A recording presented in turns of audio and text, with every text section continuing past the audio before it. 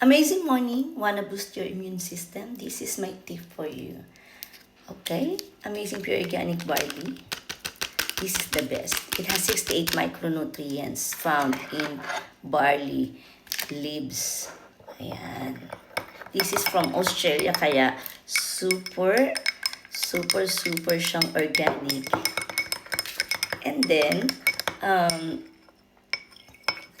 it is not a medicine, no therapeutic claims po tayo. But of course, ang ating pong barley ay dumadaan sa 4 stages kapag uminom ka. I-cleanse ka, i-detox, and then yung food assimilation, kasi food lang po to, superfood. So meaning, pag natanggap na ng katawan mo, na-absorb na ng katawan mo ang barley, depende sa kung ano ang time frame mo, time frame ng katawan mo rather. After nun, there will be self-healing o yung cell regeneration. Kaya yung pong sakit natin, mga kasakitan natin, whatever sakit man yan, name it, ang ating katawan ay magiging healthy. So, mawawala yung mga kasakitan na ating nararamdaman.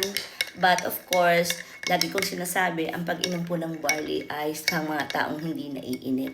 Kasi yung katawan mo, iba sa katawan ko, in the sense na maybe meron ka ng mas mabigat na sakit kumpara sa akin. So, mas mabilis yung cell regeneration sa aking katawan kaysa sa katawan mo.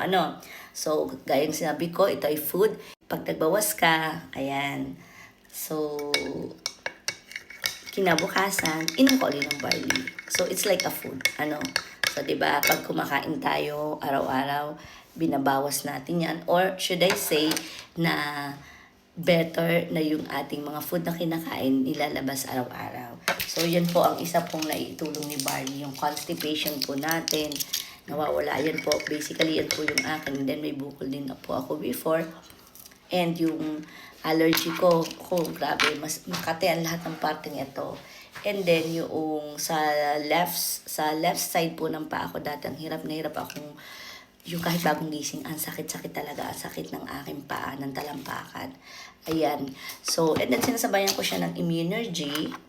Alam po, kay barley, doon sa 68 micronutrients ay yung vitamin D. And meron po siya dito. Actually, this is 4-in-1 vitamin C. Vitamin C with D, with zinc, and with malunggay. Vitamin D po ang meron dito. Ayan. So, let's take this. Madali lang po, diba? Kita niyo kung paano ko siya tinita. Not hot, not cold ang water po natin.